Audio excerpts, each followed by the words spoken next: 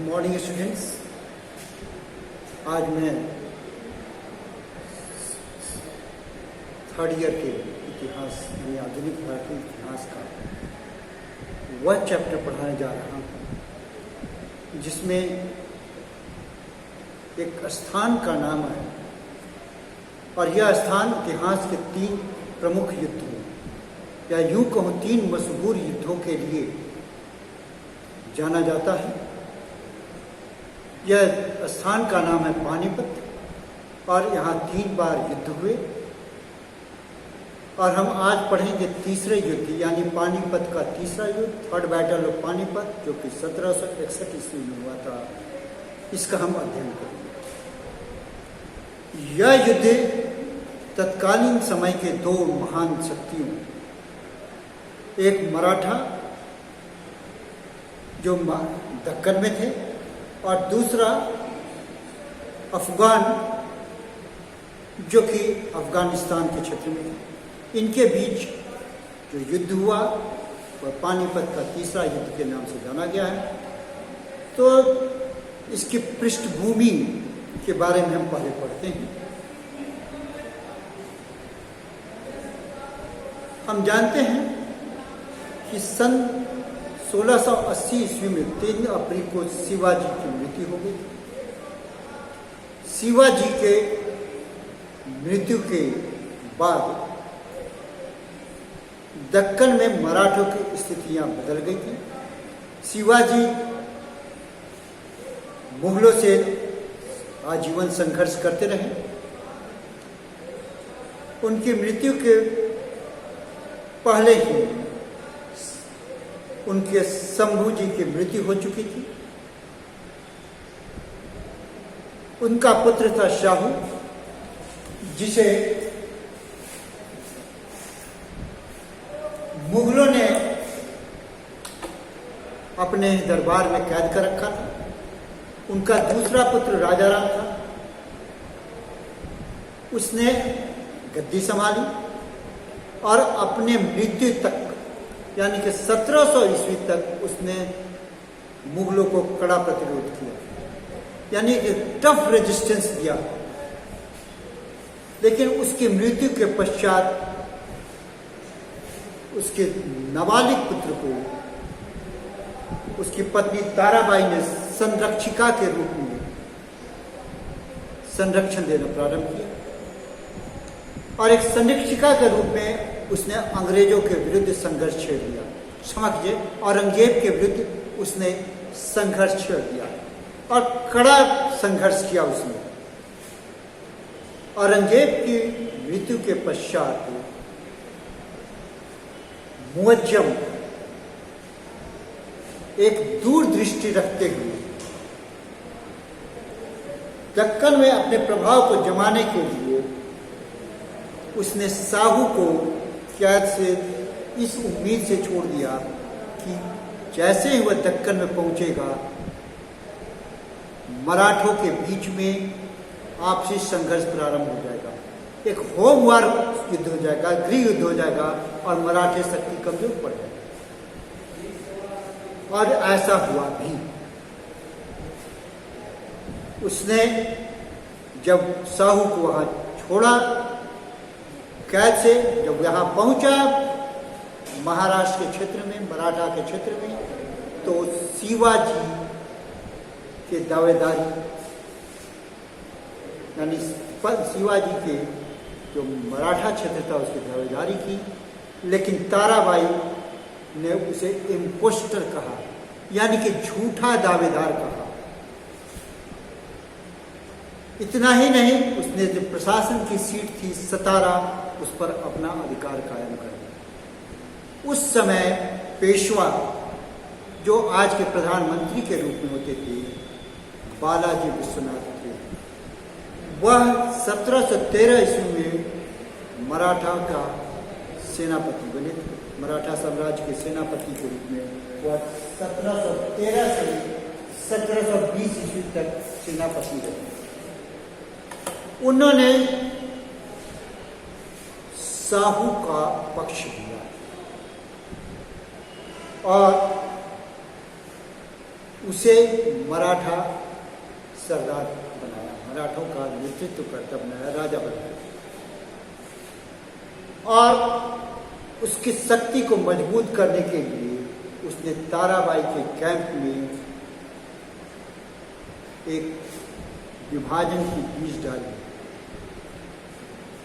और ऐसा करने में उसे सफलता भी मिली। उसने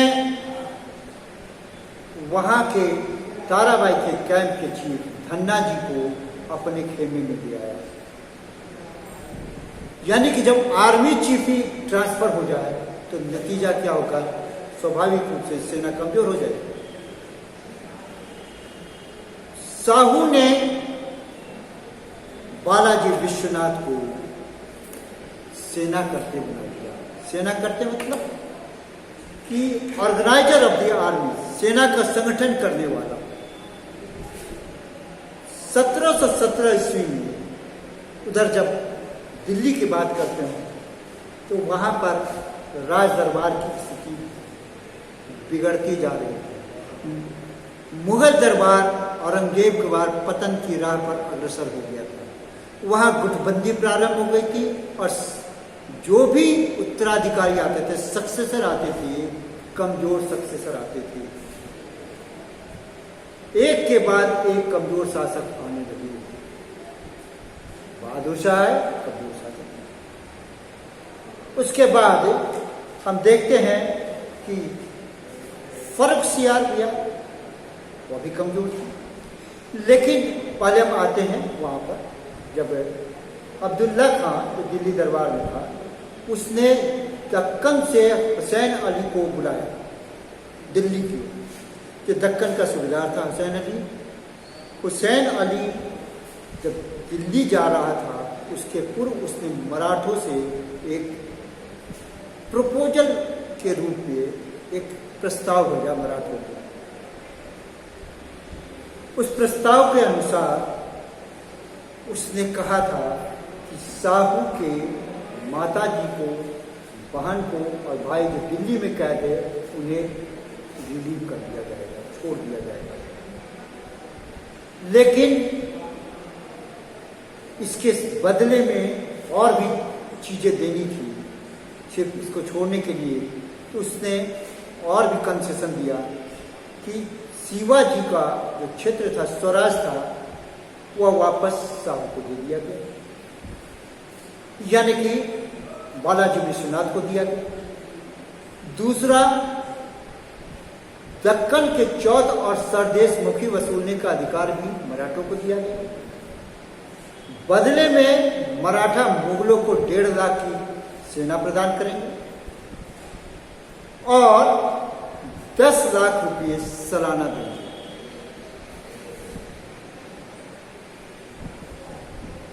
तभी फर्रुखसियार, जिसे कॉमन नाम ए प्रोफ्लिगेट फूल यानी लंपट मूर्ख कहा गया था, वो बादशाह तो बन गया था लेकिन बादशाह के कोई गुण नहीं थे, इसलिए उसको हटा दिया गया था और रफुद्दीन रजक बनाया गया था।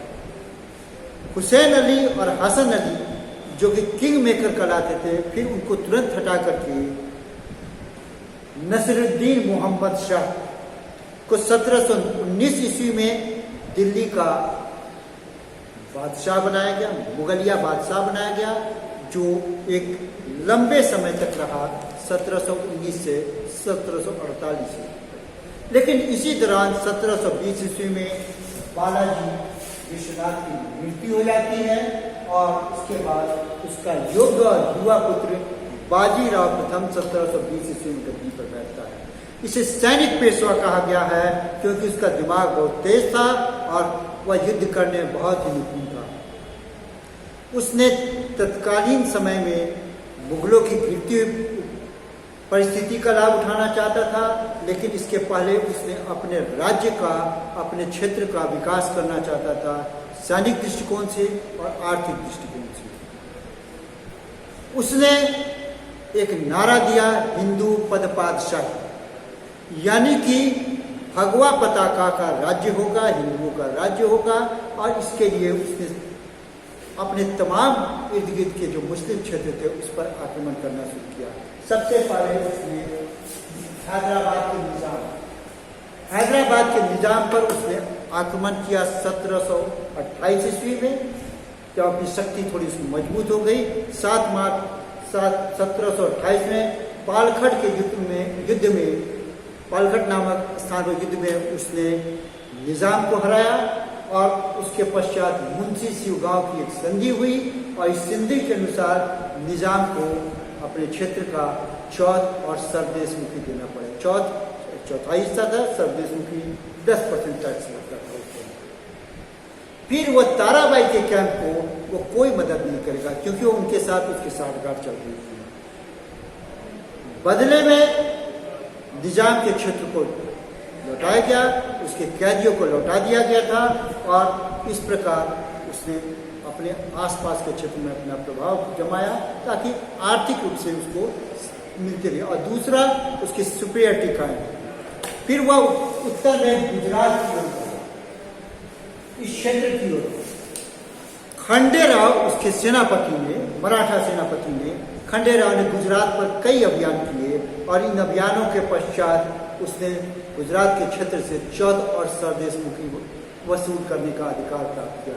यानी कि इससे उसके प्रभाव भी बढ़ा और धन संपदा भी आने लगी, एक रेगुलर टैक्स के रूप में चौथ और सरदेशमुखी। फिर वह ऊपर की ओर बढ़ने जा रहा था। ये जो क्षेत्र थे नर्मदा घाटी और मालवा के क्षेत्र, पूर्वी मालवा के क्षेत्र में वह ऊपर की ओर, तभी उसको मौका भी मिला। मौका इस तरह मिल गया कि मोहम्मद खान जो इलाहाबाद का सूबेदार बना हुआ था, या सेनापति बना हुआ था, यह बार बार बुंदेलों को, छत्रसाल को, बुंदेलखंड के क्षेत्र में जो वहाँ शासक था छत्रसाल को परेशान कर रहा था।